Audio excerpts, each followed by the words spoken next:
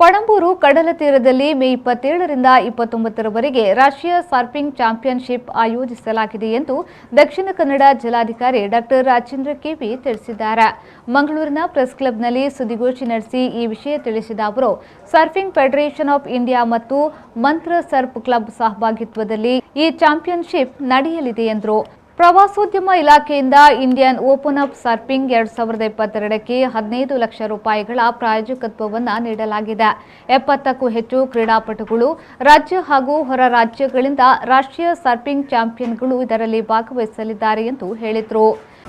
ಬೀಚ್ಗಳಲ್ಲಿ ನಡೆಯುವಂಥ ಆಕ್ಟಿವಿಟೀಸ್ಗಳಲ್ಲಿ ಬಹಳ ಗ್ಲಾಮರಸ್ ಆಗಿರುವಂಥದ್ದು ಮತ್ತೆ ಬಹಳಷ್ಟು ಜನರನ್ನು ಅಟ್ರಾಕ್ಟ್ ಮಾಡ್ತಾ ಇರುವಂಥ ಒಂದು ಇವೆಂಟ್ ಅಂದರೆ ಒಂದು ಸರ್ಫಿಂಗ್ ಆಕ್ಟಿವಿಟಿ. ಈ ಸಲ ಇಂಡಿಯನ್ ಓಪನ್ ಏನು ನ್ಯಾಷನಲ್ ಸರ್ಫಿಂಗ್ ಚಾಂಪಿಯನ್ಶಿಪ್ ಏನು ಮಂಗಳೂರಲ್ಲಿ ನಡೀತಾ ಇದೆ, ಏನು 27, 28, 29ನೇ ತಾರೀಕು 3 ದಿವಸಗಳ ಕಾಲ ಪಣಂಬೂರು ಬೀಚ್ನಲ್ಲಿ ಇಂಡಿಯನ್ ಓಪನ್ ಸರ್ಫಿಂಗ್ ಕಾಂಪಿಟೇಷನ್ ನಡೀತಾ ಇರುತ್ತೆ.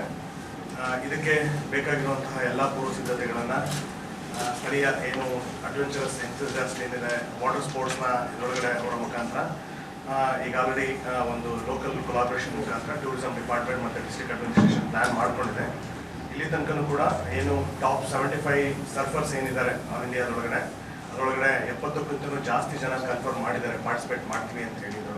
ಇದಕ್ಕೆ ಸಂಬಂಧಪಟ್ಟಾಗೆ ಬೇರೆ ಬೇರೆ ಪ್ರವಾಸೋದ್ಯಮ ಇಲಾಖೆಯಿಂದ 15 ಲಕ್ಷ ಟೂರಿಸಂ ಡಿಪಾರ್ಟ್ಮೆಂಟಿಂದ ಇದಕ್ಕೆ ಪ್ರಾಯೋಜಕತ್ವವನ್ನು ಕೂಡ ಕರ್ನಾಟಕ ರಾಜ್ಯ ಸರ್ಕಾರ ಕೊಟ್ಟಿದೆ.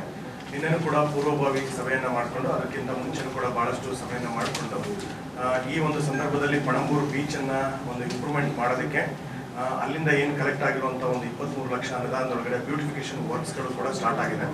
ಇದರೊಳಗಡೆ ಬರೀ ಸರ್ಫಿಂಗ್ ಅಷ್ಟೇ ಅಲ್ಲದೆ stand up paddling across different categories ಇದರೊಳಗಡೆ ಇರುತ್ತೆ. ಮೇಲ್ ಓಪನ್, ಫೀಮೇಲ್ ಓಪನ್ ಮತ್ತು ಮೇಲ್ ಆ್ಯಂಡ್ ಫೀಮೇಲ್ ಗ್ರೌಂಡ್ಸ್ ಇದರೊಳಗಡೆ ಅಂಡರ್ 16 ಕೂಡ ಕಾಂಪಿಟೇಷನ್ಸ್ಗಳು ನಡೆಯುತ್ತೆ ಇದರಲ್ಲಿ.